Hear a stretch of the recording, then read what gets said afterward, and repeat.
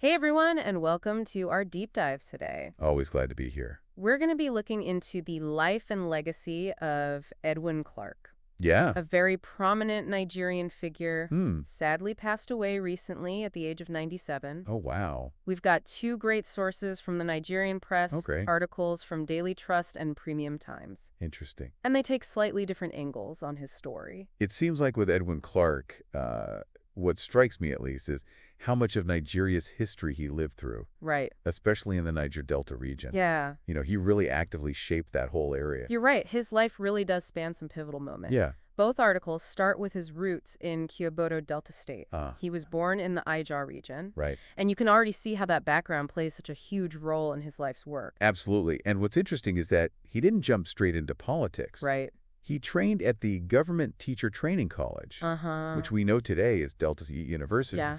Become a teacher. Yeah. But then something shifts. Yeah. And he heads abroad to study law. That's the part that really makes me curious. What prompted that change? Was Yeah. it a specific event? Right. Or just this kind of gradual realization that he wanted to make a difference on a larger scale? It's hard to say for sure Yeah. without more personal accounts. Yeah. But you have to consider the context of the time. This was a time of tremendous change in Nigeria. Right. The country was gaining independence. Yeah. There were growing pains. Maybe he saw law as a tool to navigate those complexities Yeah. and advocate for his people. That makes a lot of sense. Yeah. It wasn't long before he was putting that legal knowledge to use in the political sphere. Yeah. By 1966, Okay. he was serving on an advisory committee Uh-huh. to the military governor of the Midwestern region.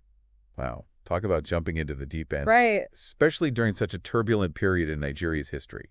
I mean, really, it shows a real willingness to step up and Uh-huh. engage with the challenges of the time. For sure. Yeah. And this early foray into government Right. set the stage for his later roles. Like his position as Federal Commissioner for Information in 1975. Okay. That was a critical role, Right. especially during military rule. We all know about controlling the narrative. How did he actually wield that power as information commissioner? Right. Did he use it to promote certain agendas? Hmm. Silence dissent. Yeah, it's tough to say. The articles don't delve into specific instances. Right.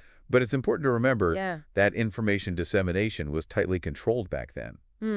Think about it. Yeah. Managing public perception was key Right. to maintaining stability and authority. Yeah. So Clark was operating in a very delicate environment where every statement, every press release had significant implications. It must have been a high-stakes game. Yeah.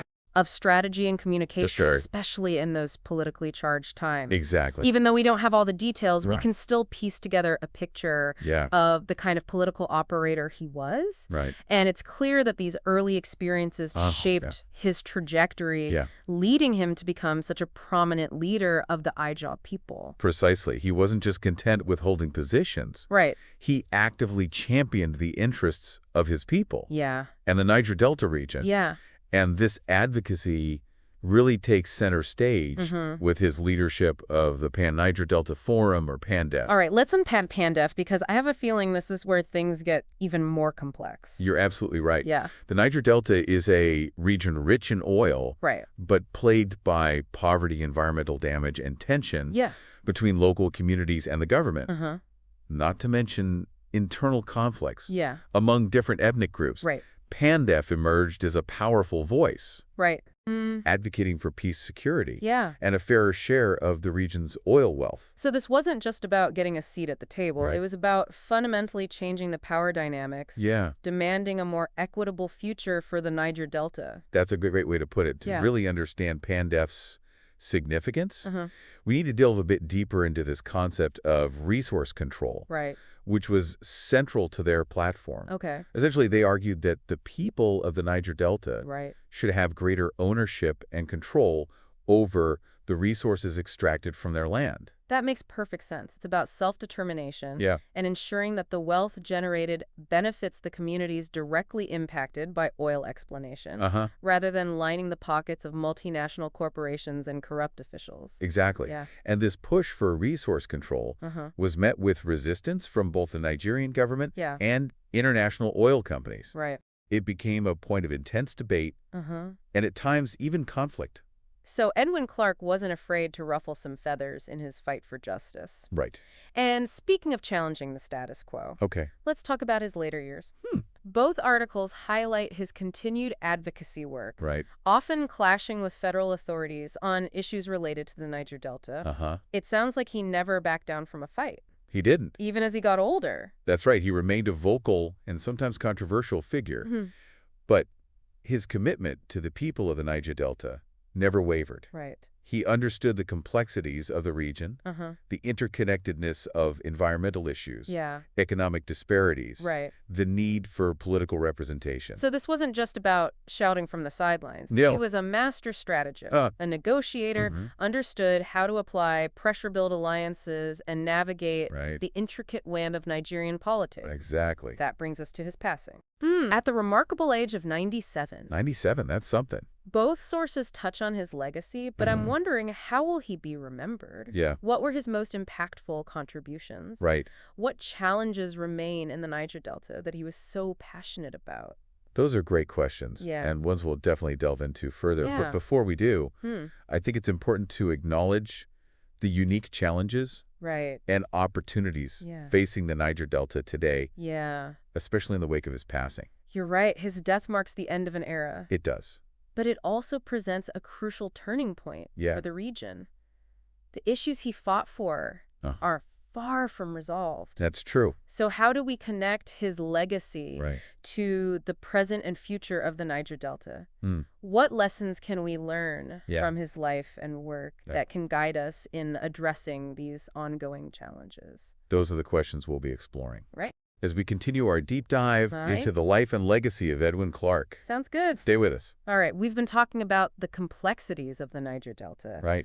And how Edwin Clark dedicated his life to fighting for its people. Yeah. What strikes me is that he wasn't just advocating for these abstract ideas. Right. He was dealing with real, tangible issues Yeah. that impacted the lives of everyday people. Absolutely. We can't talk about Edwin Clark's legacy Right. without addressing the environmental consequences Yeah. of oil exploration in the Niger Delta. Remember those oil spills you mentioned? Yeah. Those weren't just isolated incidents. Right. They were part of a pattern of negligence and disregard for the environment. It's almost like this constant tension. Yeah. The region holds this incredible wealth in oil. Right. But that wealth comes at a steep price It does. for the people living there. That's the heart of the issue. Yeah. And it fueled a lot of the anger and frustration Right.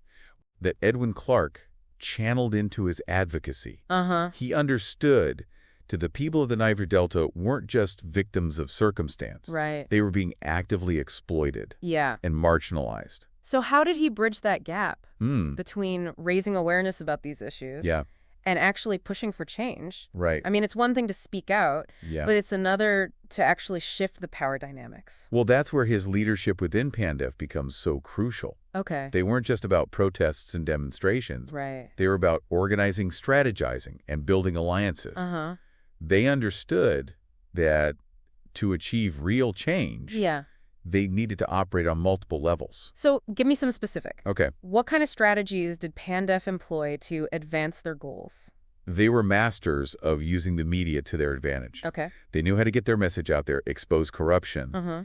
and hold powerful figures accountable. Mm. But they also understand the importance of dialogue and negotiation. Right. They weren't afraid to sit down with government officials and oil companies Yeah. to hammer out agreements that would benefit the people of the Niger Delta. It sounds like they were playing a long game. They were. Understanding that achieving lasting change wouldn't happen overnight. Right. Did they have any significant successes along the way? They did. One of their biggest wins Hmm. was securing a greater share of oil revenue Okay. for the Niger Delta states. Right. This was a huge victory Yeah. because it meant more resources flowing back into the region, Uh-huh. funding development projects and infrastructure. That's a concrete example Yeah. of how their advocacy had a direct impact Uh-huh. on people's lives. It did. But I'm guessing there were also setbacks and challenges along the way. Of course, they faced constant pushback from vested interests, Right. both within the government and the oil industry. Yeah. There were times when negotiations broke down, protests turned violent, Uh-huh. and the region teetered on the brink of chaos. It sounds like a roller coaster ride. It was. Navigating those treacherous waters of politics and activism. Yeah. Do you think they ever got discouraged? Mm. Did you ever felt like giving up? I'm sure there were moments of doubt and despair, Right. but what I find so inspiring about Edwin Clark and PANDEF Yeah. is their unwavering commitment to the cause. Right. They understood that the fight for justice was a marathon, not a sprint. Yeah. And they were in it for the long haul. It takes a certain kind of resilience and determination. It does. To keep pushing forward even when the odds are stacked against you. For sure. And speaking of resilience, let's shift gears a bit. All right. And talk about Edwin Clark, the man beyond the headlines. Right. What was he like on a personal level? Yeah. The articles don't go into a lot of detail, Right. but they do mention his charisma and sharp wit. It's clear that he was a powerful orator. Yeah. Someone who could command a room and rally people to his cause. Yeah. But he was also known for his sense of humor. Okay. His ability to disarm opponents. With a well-placed joke or a witty remark. It's interesting how those seemingly contradictory qualities, Yeah. the fiery activist and the charming humorist, can coexist in one person. I think it speaks to his complexity as a human being. He understood that to be effective. Right. He needed to be both forceful and diplomatic. Yeah. He could be a fierce critic of the government one moment, and then share a laugh with a political rival the next. That kind of adaptability and emotional intelligence must have been essential for navigating the often treacherous waters of Nigerian politics. Absolutely. He was a master of reading people, understanding their motivations, and finding common ground. Right. Even in the most contentious situations. It makes me wonder what kind of stories and personal anecdotes we might be missing from these articles. The kind of behind-the-scenes glimpses that reveal the man behind the public persona. It would be fascinating to hear from those who knew him well. Yeah. To get a sense of his daily routines. Right. His passions outside of politics. The quiet moments of reflection. That shaped his worldview. Those are the details that often get overlooked in historical accounts. Right. The human element that makes these figures relatable and inspiring. For sure. But even without those personal stories, I think we can still glean some valuable insights from his life and legacy. Definitely his story is a testament to the power of one voice to challenge injustice and inspire change. Right. But it's also a reminder that true change requires sustained effort, strategic planning, and a willingness to engage with the complexities of the systems we're trying to reform. We've talked a lot about his past, Right. but now I'm curious to hear your thoughts on the future. Okay. How do you think Edwin Clark's legacy will continue to shape the Niger Delta in the years to come? That's a great question. His death has undoubtedly left a void in leadership. Yeah. But it's also created a space for new voices to emerge and carry the torch forward. So what you're saying is that his passing could be a catalyst for a new generation of leaders to step up and take the reins. Precisely. And I think the key will be to learn from both his successes and his failures, to build upon the foundation he laid, but also to adapt and innovate in response to the evolving challenges facing the Niger Delta. It's almost like a passing of the baton. Yeah. But with the understanding that the race is far from over. It is. The fight for justice, for environmental protection, for economic equality in the Niger Delta continues. Exactly. And I believe that Edwin Clark's legacy will continue to serve as a source of inspiration and guidance for those who are committed to making a difference. And that brings us to the present. We've explored Edwin Clark's past, his early life, his political career, his advocacy work.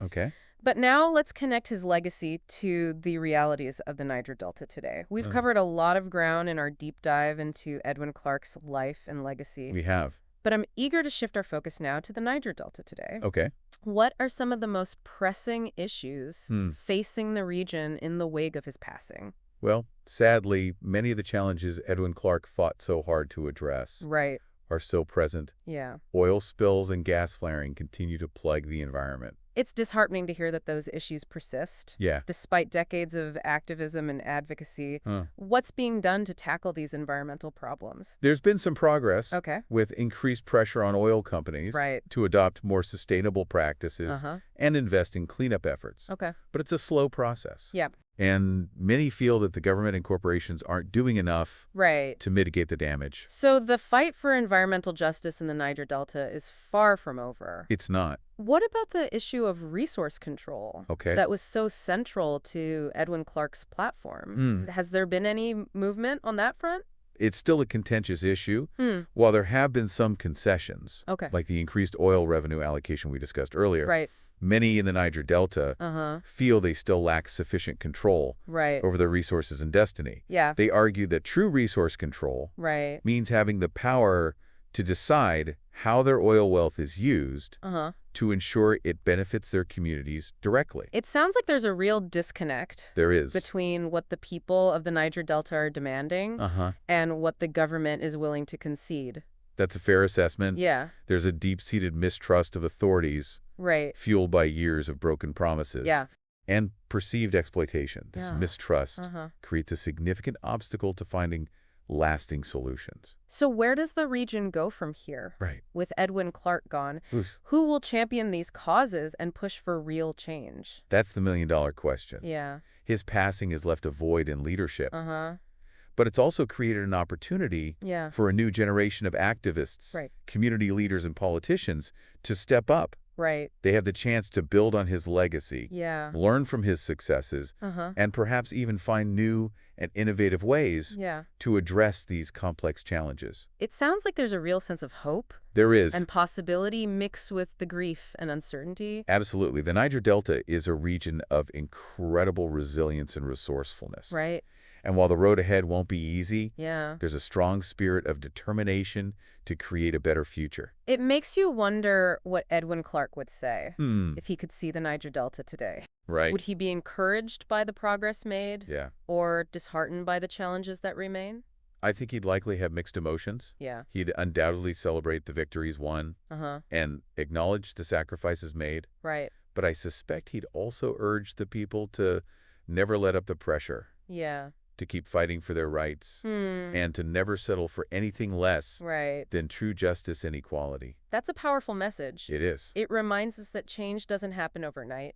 It requires constant vigilance and unwavering commitment. For sure. And it's a message that resonates far beyond the borders of the Niger Delta. You're absolutely right. Edwin Clark's life and work offer valuable lessons for anyone striving for social justice and positive change. Regardless of where they are in the world. Well said. As we wrap up this deep dive, I want to leave our listeners with a final thought. What can we as individuals do to support the ongoing struggle for a better future in the Niger Delta? There are many ways to get involved. Educate yourself about the issues. Support organizations working on the ground. Amplify the voices of those directly impacted. And hold those in power accountable for their actions. Even small acts can make a difference. It's a reminder that we're all part of this interconnected world. We are. And we have a responsibility to stand up for what's right, wherever injustice occurs. That's true. A huge thank you to our listeners. Yes, thank you. For joining us on this deep dive into the life and legacy of Edwin Clark. It was a pleasure. We hope his story has inspired you to learn more, get involved, and continue the conversation. And remember, even in the face of seemingly insurmountable challenges. Never underestimate the power of one voice to spark change and create a more just and equitable world. Well said. Thank you for joining me on this deep dive. My pleasure.